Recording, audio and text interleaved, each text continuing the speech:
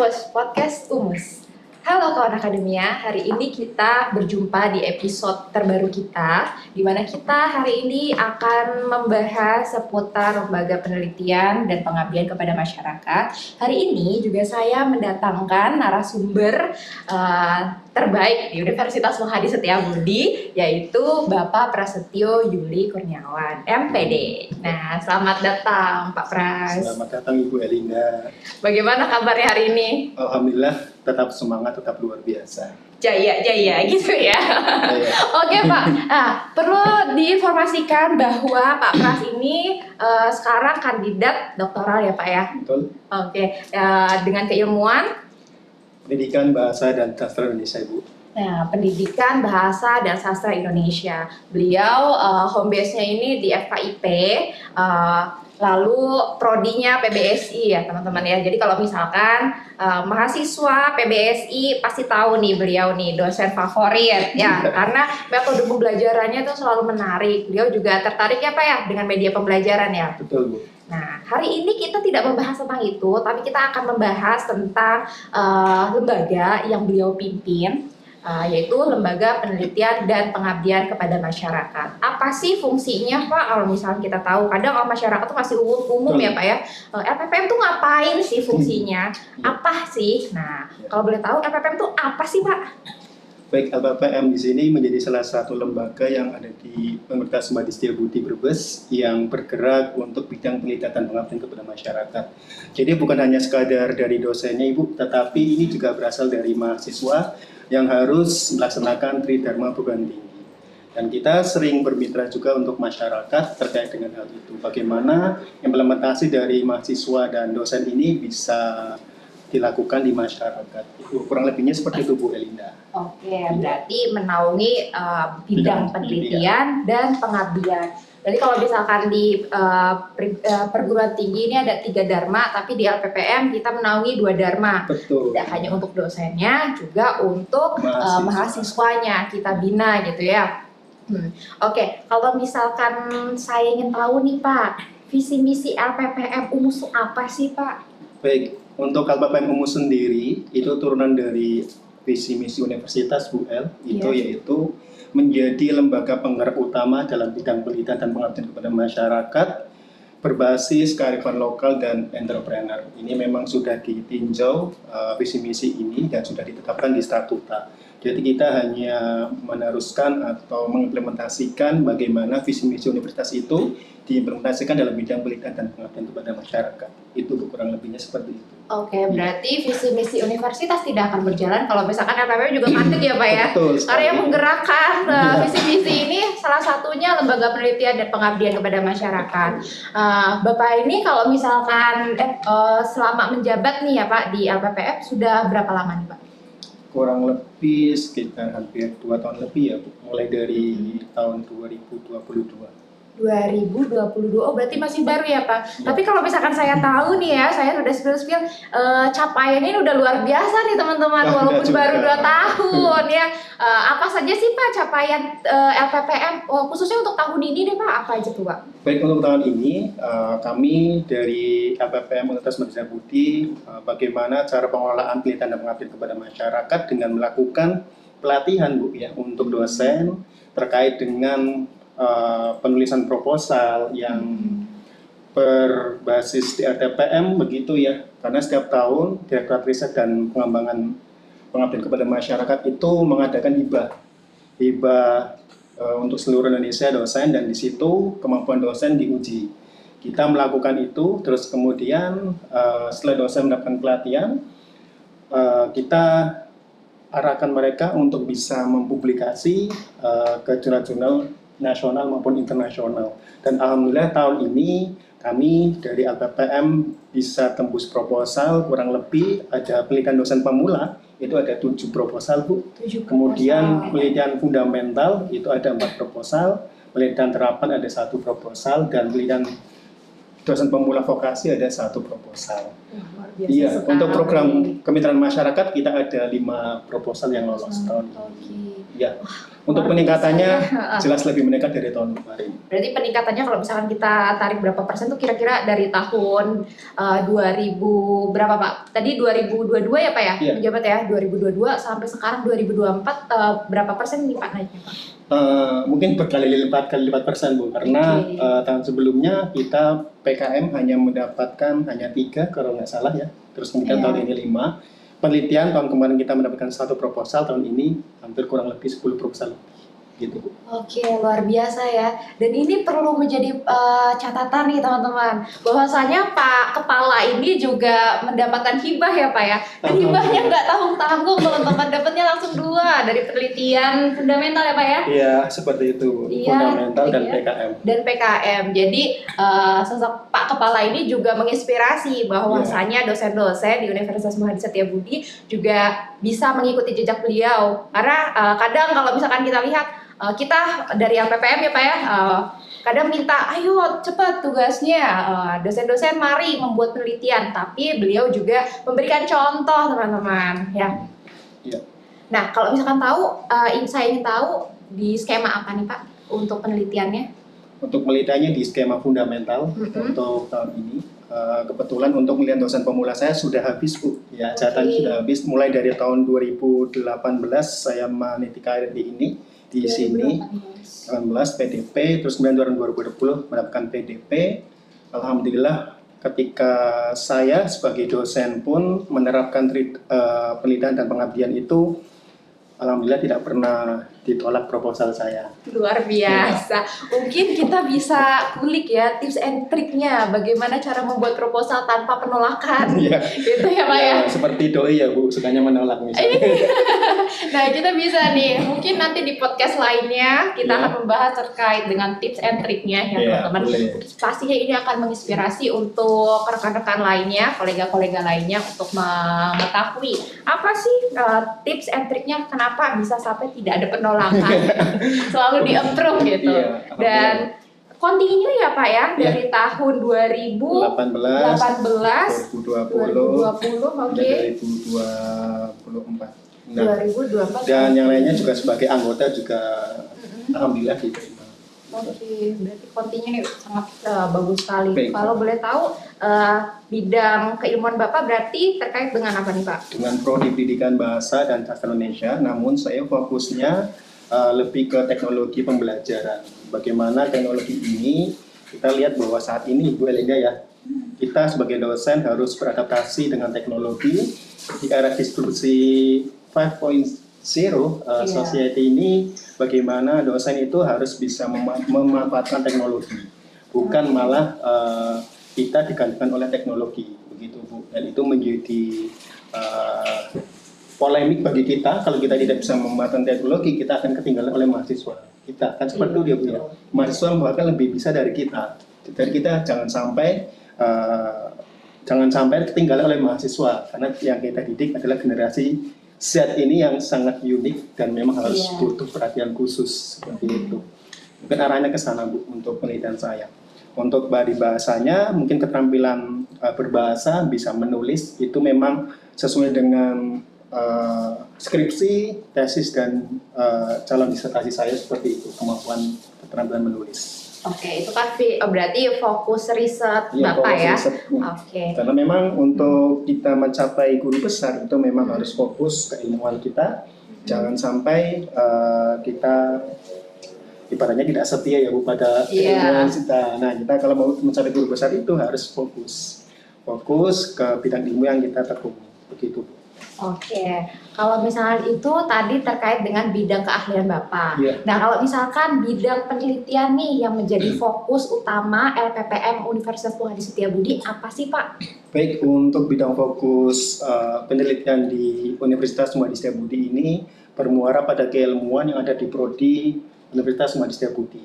Kami di sini ada 10 prodi ya Bu. Ada prodi pendidikan, terus ada prodi fakultas ekonomi, teknik dan lain sebagainya. Kita bermuaranya semua di bidang ilmu itu merupakan unggulan dari Universitas Muhadi Setiabudi. Namun arah dari penelitian dan pengabdian masyarakat dari dosen ini harus bermuara, harus menghasilkan outcome, yaitu sesuai dengan visi misi universitas. termasuk visi misi LPPM, yaitu berbasis kearifan lokal dan entrepreneur. Jadi bagaimanapun keunggulan dari semua masing-masing Bapak Ibu dosen di Universitas Madinah tetap harus berfokus pada berbasis kearifan lokal dan entrepreneur. Oke, berbasis kearifan lokal dan entrepreneur. Berarti kalau misalkan saya tarik kesimpulan, LPPM ini menaungi ya Pak ya, untuk dosen mengetahui apa ya namanya backgroundnya, keilmuannya apa, agar nanti kita juga tahu track recordnya dosen ini seperti apa. Kita punya track recordnya ya Pak ya. Oke, berarti untuk mendukung nih capaian dari fokus utama LPPM, bagaimana sih LPPM memberikan dukungan kepada para dosen, kepada para peneliti? Kan kalau misalkan di universitas ini, peneliti ini nggak hanya dari dosen ya, dari akademisi, dari mahasiswa juga biasanya berkolaborasi ya dengan dosen untuk menghasilkan sebuah penelitian yang nantinya bisa bermanfaat untuk kalangan luar. Bagaimana sih LPPM memfasilitasinya, mendukungnya? Baik, untuk salah satu dukungan dari LPPM agar menjadi penggerak di bidang penelitian dan pengabdian masyarakat untuk dosen dan mahasiswa, kami selalu sesuai dengan PEPP ya Bu, PEPP, yaitu bagaimana LPPM ini membuat keputusan atau surat keputusan dan sebagainya, bagaimana nantinya si dosen harus wajib melakukan penelitian pengabdian masyarakat minimal 1 semester 1 kali, begitu ya Bu. Dan untuk menaungi itu kami bermitra dengan kita banyak mitra Bu, selain dari kita memberikan fasilitas kepada dosen, kita juga bermitra dari berbagai mitra Pemda, Bapelitbangda dan sebagainya untuk mendukung capaian dari penelitian dan pengabdian masyarakat dosen dan mahasiswa. Gitu Bu, kita adakan, kita kerjasama dengan mitra, dan untuk saat ini kita orientasinya sudah ke internasionalisasi, yaitu bagaimana caranya kita bisa mendapatkan dana penelitian dari luar negeri, dan itu yang akan kita capai dalam 2 tahun terakhir ini. Gitu Bu. Nah, selain dari capaian itu, kita juga sering atau mungkin pernah dalam 1 tahun sekali kita mengadakan coaching klinik proposal yang itu akan membantu bagaimana regulasi dari pemerintah terkait dengan penelitian dan pengabdian masyarakat, bagaimana cara menulis proposal yang tadi di awal saya sebutkan tidak pernah ditolak seperti itu. Nah itu memang butuh dari mitra dari TPM maupun dari reviewer internasional yang kita undang untuk mengisi di Universitas Muhammad Setiabudi, dan itu menjadi salah satu komitmen kami untuk bisa memberikan fasilitas kepada dosen dan mahasiswa. Bahkan untuk tempat KKN pun tahun ini selama beberapa periode dari pertama tahun KKN, kita tahun ini baru melaksanakan KKN di luar daerah Brebes. Ada 4 kabupaten, ya, ada Kabupaten Pemalang, Kabupaten Tegal, terus kemudian ada Kabupaten Cirebon dan Kabupaten Brebes. Ini menjadi salah satu usaha dari LPPM untuk bisa bagaimana Universitas Muhammad Setiabudi ini menjadi eksis di masyarakat untuk bisa mengimplementasikan keilmuan di Universitas Muhammad Setiabudi. Begitu Ibu. Oke, berarti LPPM ini mencoba membuat Universitas Muhammad Setiabudi eksis melalui penelitiannya dan pengabdiannya. Ya, oke. Berarti selama ini LPPM ini sudah memberikan wadah ya Pak ya, wadah untuk dosen yang ingin melakukan penelitian, yang ingin melakukan pengabdian. Kita memberikan wadah, memfasilitasi dengan menjalin kerjasama. Kerjasama juga kalau misalnya saya pernah dengar itu dengan luar negeri juga sudah ya Pak ya? Iya sudah. Apa Pak yang baru-baru ini Pak? Yang baru ini kita kerjasama dengan Monash University ya, bukan Monash yang di Jakarta itu ya. Oke. Iya beda. Ya itu kami mengadakan kerjasama terkait dengan konsorsium kuliah pakar dan sebagainya. Dan insya Allah nanti akan kita datangkan sekitar bulan Desember atau November jika beliau berkenan untuk ketika di Indonesia kita panggil untuk mengisi di Universitas Muhammad Setiabudi. Bagaimana mungkin potensi-potensi akan kita dapatkan termasuk bermitra dalam hal penelitian atau joint research, dan kemudian bagaimana mungkin tips atau bisa menjadi salah satu untuk bisa teman-teman dosen mempublikasikan di jurnal bereputasi internasional. Gitu. Oke, itu capaian kerjasama Iya. internasional yang baru Iya. sekali ya Pak ya. Iya.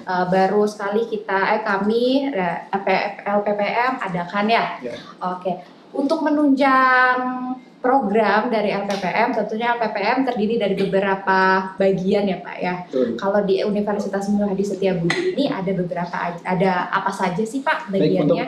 bidang di LPPM ini kita terdiri atas beberapa bagian yang memang itu konsentrasi untuk bisa meningkatkan bagaimana penelitian dan pengembangan dosen dari jumlah kuantitas maupun kualitas. Yang pertama, jelas ada bidang penelitian. Nah, bidang penelitian ini memang fokus bagaimana caranya dosen bisa melakukan riset sesuai dengan beban kinerja atau tugas pokoknya sesuai dengan bidang ilmu. Kemudian ada pun bidang pengabdian kepada masyarakat yang menaungi bagaimana dosen melakukan pengabdian masyarakat, mahasiswa melakukan KKN dan lain sebagainya. Kemudian ada bidang publikasi, yaitu kita ketika riset dosen ya itu harus luarannya bukan hanya sekadar untuk menjadi laporan, bukan hanya sekadar untuk menjadi tempat baca untuk di perpustakaan, namun penelitian dan pengabdian dosen bisa dipublikasikan baik berupa artikel di jurnal nasional, artikel di jurnal internasional, kemudian ada pun hak cipta, HKI untuk melindungi karya-karya dari dosen tersebut. Itu bisa dinaungi di bagian publikasi begitu. Jadi ada 3 bidang: penelitian, pengabdian kepada masyarakat, dan bidang publikasi. Oke, dari 3 bidang itu penelitian, pengabdian masyarakat, dan Iya. publikasi memberikan line ya Pak ya untuk Betul. dosen-dosen agar tidak berhenti ketika melakukan penelitian saja, tapi Iya. lalu implementasinya apa nih di dalam wujud outcome-nya dalam wujud pengabdian. Iya. Karena itu LPPM Universitas Muhammad Hadi Setiabudi ini telah menaikkan ya klasterisasi perguruan kita ya Pak ya. Dari apa menjadi apa nih Pak? Ini memang perjalanan dari LPPM di Universitas Muhammad Hadi Setiabudi, mulai dari klaster binaan. Ya. Kita pernah juga turun ke klaster binaan, itu ada 2, klaster binaan 4, ada klaster binaan 5. Waktu itu kita pernah di klaster binaan 5, kemudian naik lagi klaster binaan 4. Kemudian untuk tahun ini, alhamdulillah kita mencapai ke klaster Madya, Bu. Madya, oke. Iya, kalau Madya itu berarti ya, baru kita berada di ulang tahun Umus kemarin, Ibu. Iya. Itu kita sudah mencapai klaster Madya, dan insya Allah nanti ketika dosen sudah siap, kapasitas sudah siap, ketika dosen sudah ibaratnya itu sudah siap untuk lebih tinggi lagi, kita mencoba untuk ke klaster utama. Oke, semoga perjalanan karir klasterisasi Universitas Muhammad Hadi Setiabudi bisa terus meningkat ya Pak ya. Betul sekali. Oke, sekarang kita sudah ada di klaster Madya. Kalau boleh tahu nih Pak, apa sih capaian LPPM yang ingin dicapai dalam waktu dekat ini? Baik, seperti yang saya sampaikan di awal, kita berusaha untuk bisa berinternasionalisasi, yaitu bagaimana penelitian dan pengabdian masyarakat kita arahnya ke internasional seperti itu Bu, termasuk juga joint research, kemudian bagaimana mahasiswa Universitas Muhammad Hadi Setiabudi juga ke KKN di luar negeri. Memang sebelumnya sudah pernah kita lakukan, namun itu sebagai pilot project kami yang di Jepang, salah satu fakultas, yaitu Fakultas Sains dan Teknologi, yang di Nippon Academy itu kita juga arahkan untuk bisa KKN di sana. Itu salah satu pilot project. Namun untuk implementasinya lebih lanjut agar program ini terrealisasi dengan baik, kita coba untuk bisa arahkan dalam beberapa waktu dekat untuk KKN di luar negeri. Begitu Bu. Oke, berarti wujud dari implementasi penelitiannya dalam bentuk pengabdian LPPM Universitas Muhammad Hadi Setiabudi ini sudah merambah ke internasional ya, dalam wujud KKN antar bangsa. Untuk penelitian joint research, terus kemudian ada pun untuk pelayanan kepada masyarakat juga tidak kita lupakan. Semisal ada kita menjadi salah satu panitia independen di salah satu seleksi perangkat desa maupun dan lain sebagainya. Kita juga melayani itu Bu. Jangan sampai kita jauh-jauh keluar, tetapi yang di sekitar kita tidak perhatikan. Oke, berarti tidak hanya menaungi dosen dan mahasiswa di lingkungan Universitas Muhammad Setiabudi, tapi untuk masyarakat luas juga ya Pak ya. Kalau tidak salah itu dalam bentuk inkubator bisnis ya Pak ya. Betul sekali. Oke. Nah, apa sih Pak inkubator bisnis dari LPPM itu? Nah, inkubator bisnis di sini kita juga menaungi bagaimana caranya kita bisa menjadi kita punya UMKM dan lain sebagainya, kita bisa menjadi pendamping bagi mereka, bagaimana caranya meningkatkan kapasitas, baik itu produksi, kapasitas bagaimana packaging yang baik dan sebagainya. Kita sudah beberapa yang menjadi binaan kita UMKM, termasuk juga desa binaan. Desa binaan, okay. Karena itu salah satu dari visi misi kami, menjadi melaksanakan kerjasama di berbagai masyarakat, salah satunya adalah desa binaan. Desa binaan. Betul. Ada berapa sih Pak inkubator bisnis yang dikelola oleh LPPM? Kurang lebihnya saya tidak ingat ya Bu. Sekitar kurang lebih ada 10 lah. 10, oke. Berarti dari prodi-prodi ya Pak ya? Dari berbagai prodi. Oke, dari berbagai prodi memiliki inkubator bisnis yang dikelola oleh universitas, oleh LPPM. Betul. Ya, LPPM juga selain itu juga memfasilitasi publikasi dosen ya Pak ya? Iya. Tidak hanya dalam bentuk luaran jurnal, di mana LPPM punya rumah jurnal, ada kurang lebih 10 atau lebih Pak untuk rumah jurnal. Ya Mas Aktif ada 11 jurnal. 11 jurnal. 10 dari prodi di Universitas Muhammad Setiabudi, kemudian 1 jurnal yaitu pengabdian masyarakat atau jamu Bu. Nah, Bu Linda suka jamu kan? Nah, itu makanya. Oke, tapi jamu ini beda ya Pak ya? Jamu itu jurnal pengabdian masyarakat umum ya Pak ya? Di masyarakat umum. Iya, memang namanya tuh nyentrik sekali. Oke. Nah, selain itu juga selain dari luaran yang dipublikasikan, ada yang namanya jurnal. Terus kalau kemarin tuh LPPM juga punya berita, jadi LPPM tuh update sekali kawan akademia terkait dengan luaran-luarannya. Ada buku ya Pak ya? Jadi betul. Ada namanya Umus Press yang dikelola oleh LPPM. Betul sekali. Itu gimana sih Pak kalau misalkan masyarakat luar ingin membuat buku atau ingin publikasikan bukunya, apa bisa di LPPM Pak? Sangat bisa Ibu. Karena kami tadi saya sampaikan bahwa di bidang kami ada bidang publikasi. Salah satunya itu menaungi tentang publikasi buku. Bukan hanya dari dosen, dari mahasiswa yang punya karya yang akan dipublikasikan di kami.